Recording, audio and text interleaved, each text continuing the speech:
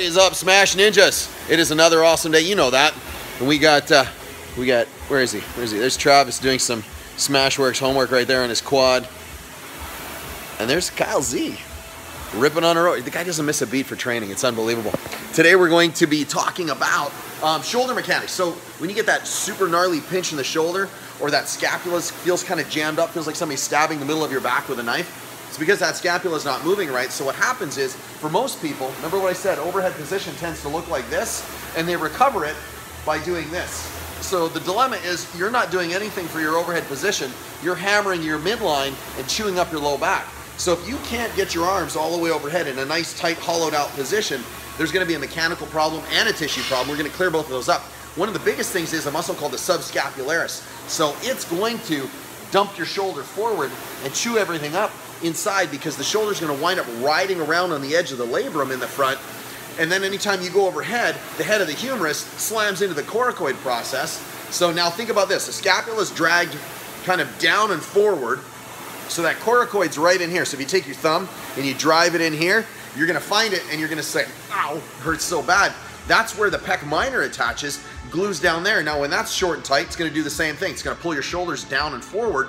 So all of this is gonna give you shoulder range of motion that's, well, pretty much garbage. So just to give you an idea, that's some wicked shoulder range of motion right there. He's a super stud athlete. So I'm gonna show you how to clean all this stuff up.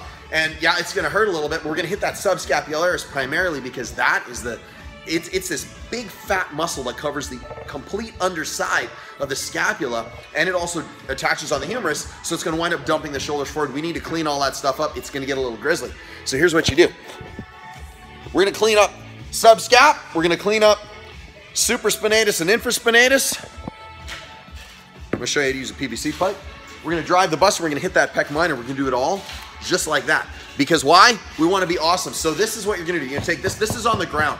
So I will bring this right over here, and I'll stand over, way over here so you can see. It's like I'm doing something fun with this. You're gonna take the PVC pipe, tuck it into the armpit. Now remember, there's a neurovascular bundle up in here, so you'll know when you hit it because it's gonna feel like you just slammed into your funny bone. So tuck your arm in, find that hot spot. So I'll get to the side, tuck it in underneath, bring your arm all the way down. Oh, that's awful. And then you're just gonna externally and internally rotate. And I'm loading up on this pretty hard. So I'll come this way so you can see what I'm doing. I have that PVC pipe. You can do this with a broom handle. You can do this anywhere. It's wedged into the armpit basically, kind of towards the back where it's capturing that lat. And I'm just gonna clean up all the way, really grind this out. Oh, that's just abysmal. Until I feel it release, then I'm gonna do the same thing on the other side. That's number one. Number two is, we're gonna take this. I know it looks like I'm using nunchucks, right? Isn't that great? I look like Bruce Lee. Except we can take this and do it this way. So we're gonna do what's called a subscapular stretch. So I'm holding on to the PVC pipe with my thigh. You don't have to, you can grab it all the way across. You can grab this way, and all you're doing is you're externally rotating and bringing it down, bringing the elbow down towards the hip. And I'm just gonna hang out like this. How long? 2 minutes. And then, oh, do the same thing on the other side. That is gonna hit some stuff that you didn't even know you had. That's number two. Number three is the pec minor. So pec minor, just to give you an idea, let's see if we can get up in here so you can see what I'm doing. You see I got an Oli bar here. It's a 35 pounds, so it's really skinny. The pec minor sits up in here. It's kind of tucked underneath. So it's underneath that pec major. Remember, pec major is that big steak. Up underneath, that's the one that grabs that coracoid and drives it forward. So you're gonna find this, put it up. You're not gonna find it, it'll be there already because you put it there. You're gonna put the bar here, about hip height. You're gonna lean all the way over and you're gonna find that spot where it's really grisly. I know I'm against a black background and a black shirt, so I just look like an arm and a head right now. And then you're gonna take the kettlebell or dumbbell and you're gonna wind it up. So I'm in full external rotation, and then I'm gonna hunt around until I find that hot spot, and then I'm just gonna do circles. Oh, that's grisly. And that's abysmal in there. That's enough to make you wanna throw things up that are really, really large that shouldn't come out. And you just do that for how long? 2 minutes. Peel this one away, do the same thing on the other side. Last one is we get to drive the bus. So in order to drive the bus, you know what I gotta do? I gotta get my handle. This is the most fun part ever. So we grab this. I said handle. That's my camera stand. So check this out. We're gonna use a peanut. Peanut is 2 lacrosse balls taped together. you're gonna trap the spine. So this is a 45-pound weight. We're gonna take the spine, trap it between the two balls of the peanut, push the 45 out front, and then just rock back and forth.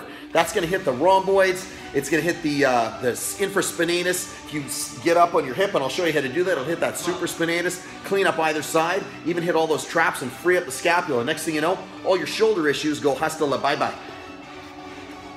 Part of me really doesn't want to do this because it hurts that bad. So you take the peanut. Oh man, you can see peanut's trapping underneath. Spine is cradled all the way down the center.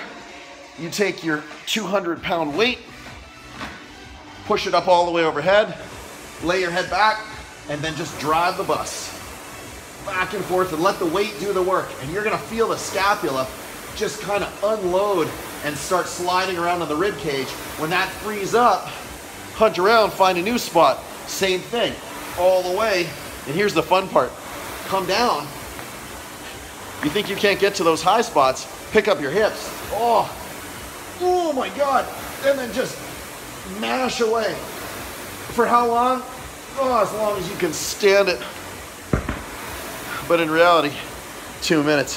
Hey, that's it. That's how you free up the shoulder, clear out that subscap, that infraspinatus, the supraspinatus, the pec minor, and all the stuff that's grizzly in the shoulder, so you can do this, and you keep your shoulder for the rest of your life. Just that easy. Trev, SmashweRx. Check you guys out tomorrow. Have a great day.